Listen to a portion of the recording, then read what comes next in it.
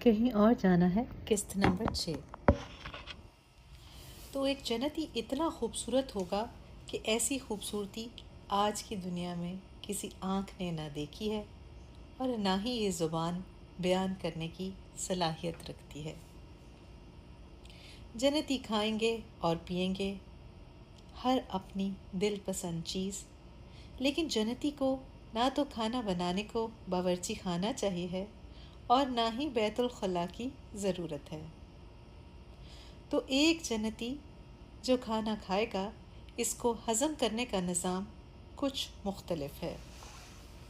جسم سے گندگی کا اخراج نہیں ہوگا، نہ جنتی مرد کو اور نہ جنتی عورت کو۔ پھر ایک جنتی کا جسمانی نظام کیسا ہوگا؟ بالکل مختلف۔ اللہ کے نبی نے فرمایا کہ ہمیں وہاں پسینہ آئے گا جو کہ مسک ہوگا، اور یہ گرمی یا گھبراہٹ کا پسینہ نہیں ہے، بلکہ یہ بھی خوشی کا ایک احساس ہے جو ہر جنتی محسوس کرے گا۔ تو ہمارے وہاں کے گھر اس دنیا کے گھروں سے بالکل مختلف ہوں گے۔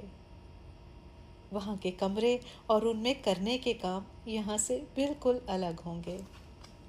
وہاں پر 2 کمرے موجود نہ ہوں گے جو ہمارے یہاں کے گھروں میں ہمیں مصروف رکھتے ہیں، باورچی خانہ اور بیت الخلاء۔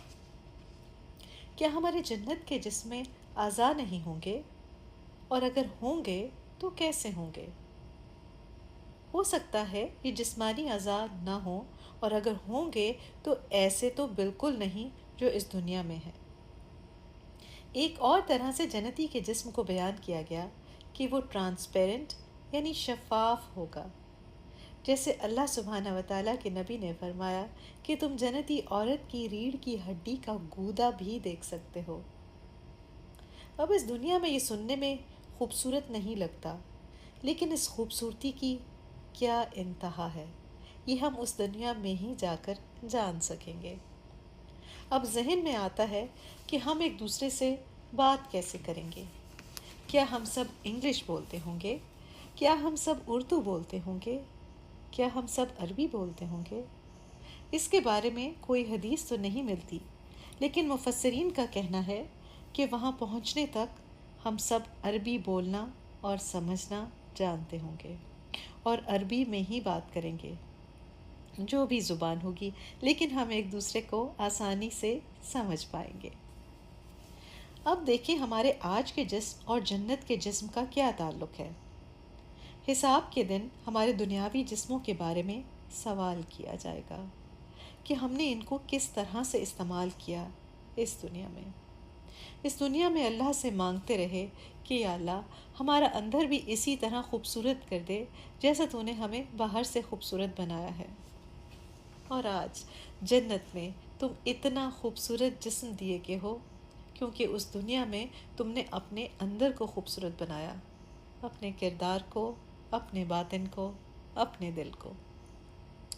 تو اگر آج ہم اپنی اندرونی خوبصورتی پر محنت کریں تو کل ہمیں اتنے خوبصورت جسم دیے جائیں گے جو آج ہم سوچنے کی صلاحیت بھی نہیں رکھتے۔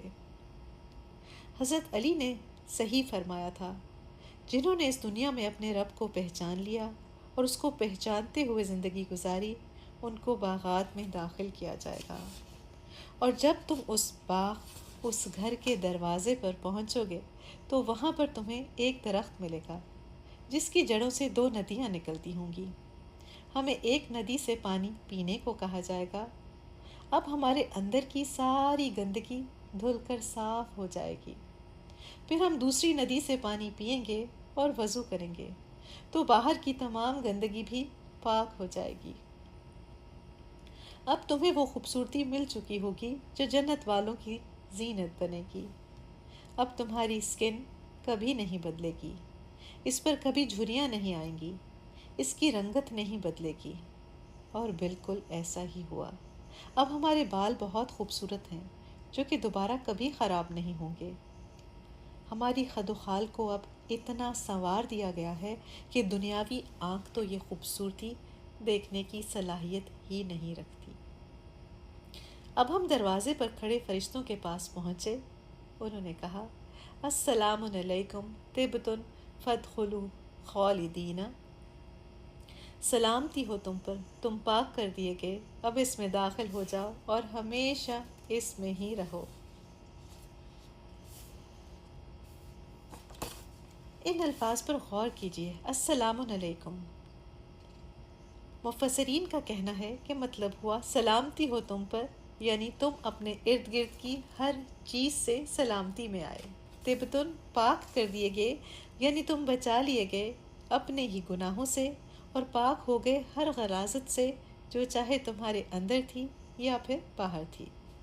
فادخلوہ خالدین، داخل ہو جاؤ اس میں ہمیشہ کے لیے۔ ہمیشہ کے لیے یعنی تم امن میں ہو وقت سے، امن میں ہو اپنی میعاد ختم ہونے سے، امن میں ہو ہر دشمن سے، امن میں ہو کہ تم کبھی بھی جنت سے نکالے جاؤ۔ دوسری طرف دوزخیوں سے بار بار کہا جائے گا، تمہیں کسی نے سمجھایا نہیں تھا، تمہیں کسی نے بتایا نہیں تھا، وارن نہیں کیا، انذار نہیں کیا کسی نے، اور ان کی تکلیف صرف بڑھتی چلی جائے گی۔ ان کی موت کو بھی موت آ چکی ہے، اللہ بچا لے۔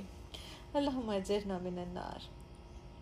جنت کے باسی کو وہاں اس کے ہمیشہ کے گھر میں کسی گائیڈ، کسی رہنما کی ضرورت نہیں ہوگی کہ اس کا گھر دکھائے، بلکہ وہ اپنے گھر کو جانتا اور پہچانتا ہوگا، اس سے بھی زیادہ جتنا وہ اپنے اس دنیا کے گھر کو جانتا اور پہچانتا ہے۔ اس لیے آج اس تفصیل پر غور کریں، کیونکہ یہ جنتی کی نشانی ہے کہ وہ اپنے اس ہمیشہ کے خوبصورت گھر کے بارے میں سب جانتا ہے اور اس کو پہچانتا بھی ہے۔ اپنے اس گھر کے بارے میں اور تفصیل جانیں گے اس سفر کے اگلے حصے میں۔